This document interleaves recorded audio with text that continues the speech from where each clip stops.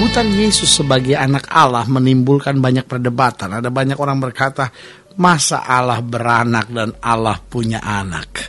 Sementara sebagian berkata bahwa Yesus anak Allah bukanlah mau menggambarkan secara kelahiran bahwa Allah melahirkan anak dan itulah Yesus. Karena ada banyak orang akan berargumentasi dan berkata, ada anak kunci tetapi ibu kuncinya mana dan tidak pernah melahirkan. Ada anak tangga, mana ibu tangganya dan mana proses kelahirannya.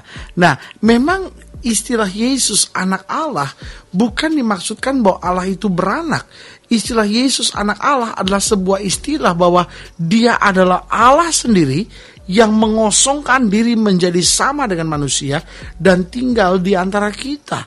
Dia sendiri sebenarnya adalah firman Allah itu yang menjadi daging, yang menjadi sama dengan manusia supaya manusia dapat diselamatkan. Nah, saudaraku yang kasih dalam Tuhan, bukankah Allah menjadi sama dengan manusia adalah keputusan yang sangat beresiko? Seandainya Allah tidak menjadi sama dengan manusia, mungkin tidak ada orang yang akan mengkritik, tidak ada orang yang akan memfitnah, tidak akan orang yang berbicara yang buruk tentang kelahirannya. Tetapi saudaraku yang kasih dalam Tuhan, Allah menjadi sama dengan manusia memang sebuah tindakan yang beresiko. Tetapi Allah menjadi sama dengan manusia adalah satu-satunya jalan. Saya percaya kalau Allah ada jalan lain, tidak mungkin dia sendiri yang harus turun menjadi sama dengan manusia. Mungkin dia dapat mengutus malaikatnya, mungkin dia dapat memakai nabi-nabinya. Tetapi saudaraku yang kasih dalam Tuhan, karena tidak ada jalan lain, Allah sendiri yang menjadi sama dengan manusia supaya manusia dapat diselamatkan. Karena saudaraku yang kasih dalam Tuhan, dari pihak Allah, Allah tidak pernah mengizinkan kebinasaan. Dari pihak Allah, Allah ingin keselamatan. Karena itu dia menjadi sama dengan manusia. Dan Alkitab berkata bahwa barang siapa yang percaya kepadanya tidak binasa, melainkan beroleh hidup yang kekal. Selamat datang dalam program kita. Hari ini harinya Tuhan, sebuah program rohani yang membawa hidup kita semakin hari semakin dekat dengan Tuhan lewat kajian-kajian sistematis dari firman Tuhan, sehingga keseharian hidup kita dapat mempraktekkan firman Tuhan. Saya percaya kalau sudah mulai pelajari firman Tuhan ini secara sistematis, secara terarah, sudah bisa melihat bahwa Alkitab kita begitu kaya. Alkitab bukan hanya bicara tentang sorga dan neraka, tapi Alkitab juga bicara keseharian hidup kita.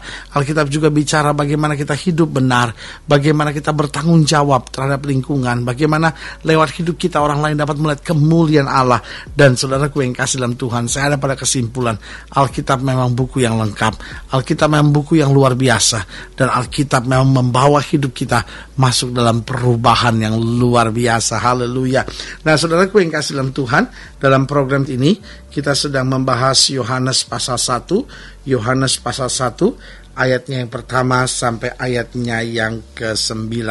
Yohanes pasal 1 ayat yang pertama sampai ayat yang ke-9. Demikian firman Tuhan.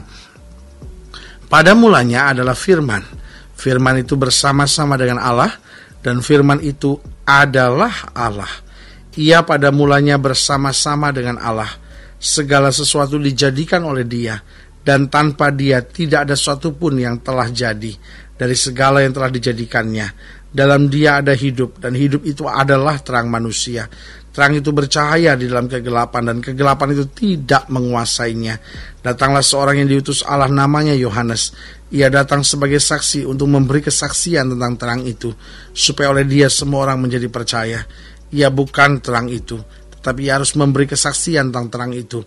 Terang yang sesungguhnya yang menerangi setiap orang sedang datang ke dalam dunia. Saudaraku yang kasih dalam Tuhan, ayat ini bicara tentang firman, ayat ini bicara tentang terang. Menarik untuk kita kaji, menarik untuk kita bahas, karena memang firman itu sendiri menerangi. Saudaraku yang kekasih dalam Tuhan, Alkitab mau gambarkan bahwa Yesus itu adalah firman Allah yang menjadi sama dengan manusia. Berarti Dia adalah Allah sendiri yang ada di antara kita, supaya kita tidak perlu hidup lagi di bawah penderitaan, supaya kita tidak perlu lagi hidup di dalam kegelapan, tetapi kita boleh melihat terangnya yang sejati. Nah, saudaraku yang kasih dalam Tuhan, pelajaran apakah yang bisa kita ambil dari ayat-ayat bacaan ini? Saya pelajari yang pertama, pelajaran yang bisa kita ambil adalah bahwa Yesus adalah firman yang adalah sumber terang.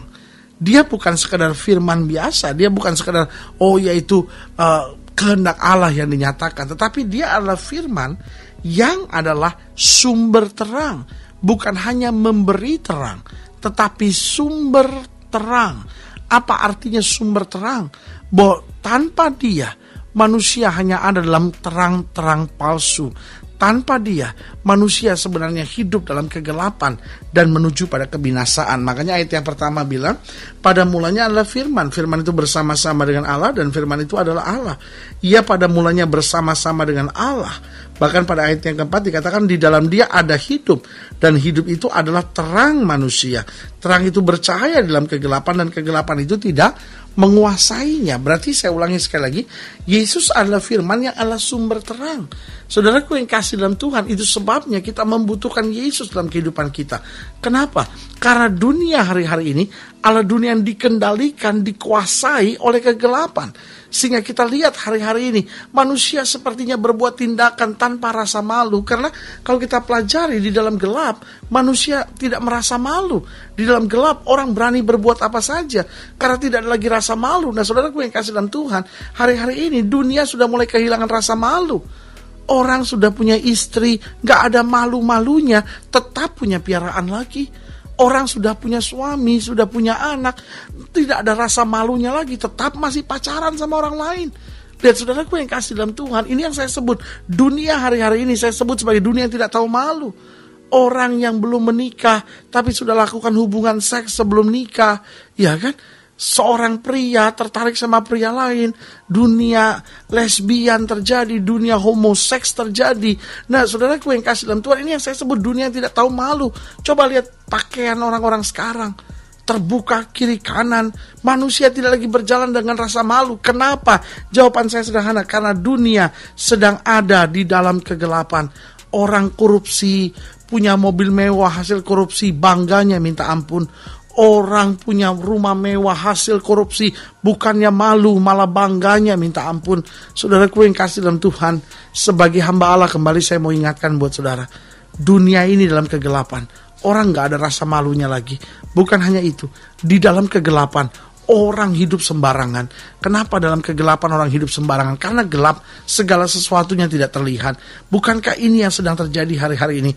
Manusia pokoknya hidup asal hidup. Manusia mulai menghalalkan segala cara karena kegelapan telah menutupi pikirannya, kegelapan telah menutupi kehidupannya. Tetapi saudaraku yang kasih dalam Tuhan, waktu kita hidup dalam Kristus, kita melihat terang yang sebenarnya. Kita punya rasa malu, kita punya tekad, Tuhan, saya mau hidup bersih, Tuhan, saya mau hidup benar, saya adalah anak-anak terang, saya mau lewat hidup saya, nama Tuhan dipermuliakan.